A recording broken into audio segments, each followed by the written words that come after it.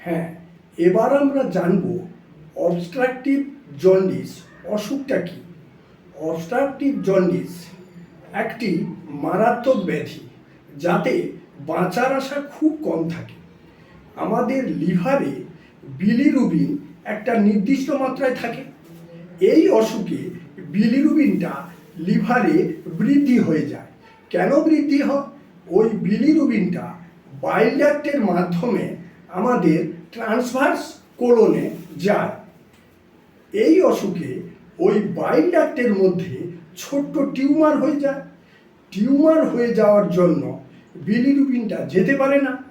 তখন অনেক বেশি পরিমাণে বিলিরুবিন আমাদের লিভারে সঞ্চিত হয়ে যায়।